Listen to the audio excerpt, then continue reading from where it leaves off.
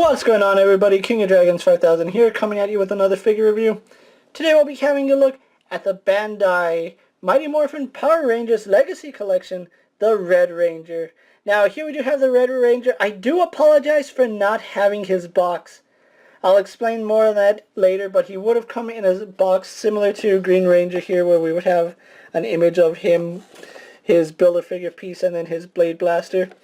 But we also do have other figures of this line. We do have Red Ranger, Green Ranger from Mighty Morphin Power Rangers.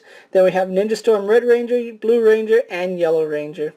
Again, because I did get mine loose off the internet, he does not come with his Build-A-Figure piece. So that is a little bit unfortunate, but what we're going to do now is take a little break, get this guy posed and ready to go, and then we'll go on to the rest of his review. So sit tight, everyone. So here we have the Red Ranger posed and out of the packaging, not that he came with any.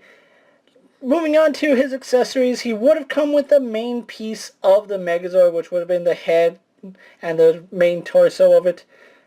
Unfortunately, I did buy mine off eBay, and that is something I'll explain in the final thoughts, but he didn't come with his Build-A-Figure piece, but luckily he did come with his Blade Blaster right here. Let's actually zoom in on it first before we get it out. I really do like the fact that they did give us a holder for the Blade Blaster. Growing up, I remember that all the Power Rangers had a little pouch for the Blade Blaster, and unfortunately a lot of mine did break off. I was a reckless child, but he does come with a Blade Blaster. Unlike the Power Rangers that I used to collect, his Blade Blaster is in its blade form. Back in the day when they gave us Power Ranger toys, we had their power weapon, and then we had the Blade Blaster in its gun form, and they had like little pegs in their hands that you would just peg it onto and have them holding it.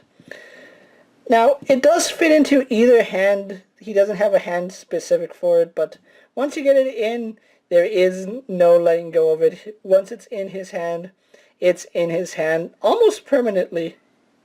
So let's get that out of his hand, so we can have a quick look at the Red Ranger. Now, before we actually have a look at this Mighty Morphin Power Rangers Red Ranger, let's actually get a quick comparison from the movie Power Rangers. So here we have the Mighty Morphin Power Rangers Red Ranger with the movie Power Rangers Red Ranger, and you can see there is some difference in the color.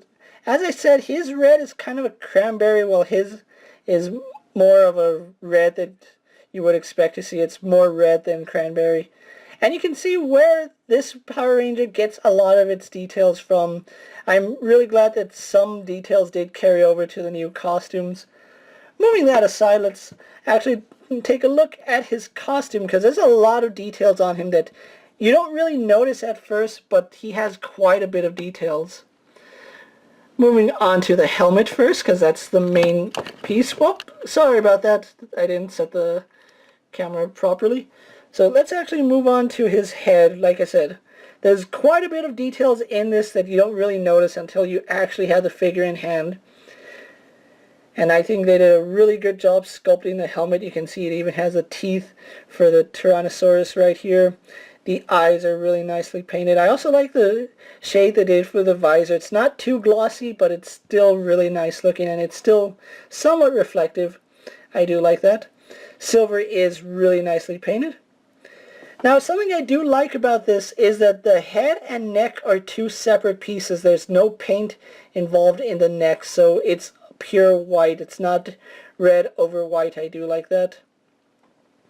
The diamonds are nicely painted. There's hardly any paint flaws, except for like a little bit of white right here. And then you can see a little bit of red peeking through right there. But for the most part, it is really clean. And the same thing can be said about his gloves. The gloves are a separate piece. They are cast in white, so there's no red bleeding through. All this red is painted on, and it's really close to the actual plastic they use. I really do like that. The diamonds are nicely painted. For the most part, you can see the seam line right there. Moving on to his morpher, you can see it's an accurate morpher with a black right here on the sides, black going around the red circle. And then we even have a Tyrannosaurus coin in there. I really do like that. That's a really nice touch. Then we just keep going down, and then Getting to his boots. Again, boots are cast in white plastic. They're not red. The only red on there is the painted diamonds, which are done really, really nicely. Again, really, really happy I have this figure. I was unable to pick up the Power Rangers when they had the SH Figure Arts release, so I don't have any of those to compare them to, and I am kicking myself in the butt because those are pretty expensive at this point, and going back and collecting the line, it does not seem like it's an option for me. Moving on to his articulation, he has a lot of articulation that you really don't expect to see in domestic figures. He does have a ball jointed head, however, we don't get any side-to-side tilt with it. We mainly get left and right. We do have up and down movement via a hinge right here in the neck. He goes back that far, forward that far, and that's a pretty good range. The neck piece right here unfortunately does not move. I have tried moving it, so if yours does move, I don't think it's intended to move. Shoulders are on a ball joint. They only go out to about that far, unfortunately, which is a little bit of a shame. His arms do a full 360. He swivels at the bicep. He is double jointed in the elbow, which gives you really good range there. We have a swivel at the glove. We have a swivel hinge ball style joint here, which means we can actually have up and down movement, or if we move the ball, we have left and right movement. We actually have swivel on that joint as well. Import style articulation on the wrist is always a good thing to see on domestic figures. I really do like that. Ab crunch, which goes back and forward quite a bit. He does have waist swivel, which works really well. Legs on a ball hinge go forward, only about there, unfortunately. It's not a full 90 degrees. They go back, and they go out quite a bit. I really do like the range on that. He does have a swivel in the thigh, which works really well. Double joint in the knees. Again, really good bending here at the knees. Swivel at the boot. We have a hinge in the ankle. And it actually feels ratcheted, so there's no worry of his joints getting loose anytime soon.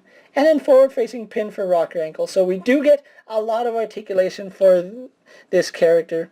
So what I'm going to do now is take a little break, get him open up, or go on to my final thoughts, get him posed up, and then we'll wrap up his review. So sit tight, everyone. So here we have the Red Ranger posed for my final thoughts. Overall, I really do like this figure, and I'm beating myself up because I did find this guy in stores.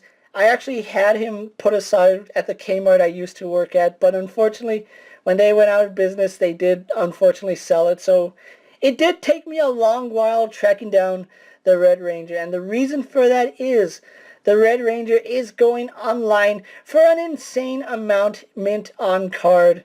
I have seen him sell at the lowest $90. If you want him on card, you are looking to spend at least $100. I know last time I checked his listings on Amazon and eBay, it was up to $150. That is outrageous, especially for this figure. I got mine loose for about $30 plus shipping. I actually saw bidding for it that I won. I didn't want to spend the $30, but unfortunately I did want this figure, so I have him now in my collection, and I don't regret getting him. I do regret not picking him up when I had the chance, because now I don't have the Megazord, which I think I'm okay, because I do have the Legacy Megazord boxed up somewhere. But if you can find this guy for a really good price, definitely pick him up. If not, you're not going to be able to find this guy for a cheap price. Trust me, I have been looking for a really long time, and $150 for one figure, I just don't see myself doing that. But anyway, guys, thanks for watching this video. Hope you've enjoyed it. Hope you found it informative. As always, don't forget to leave a comment, subscribe to my channel, check out all the other action figures I have in my review collection. And if there's a figure you would like to see me review from my collection, or just a figure you would like to have me review, let me know down in the comments, and I'll do my best to bring it to you guys. Until next time, I'm KingofDragons 5000, and I'll see you guys later. Take care, everyone.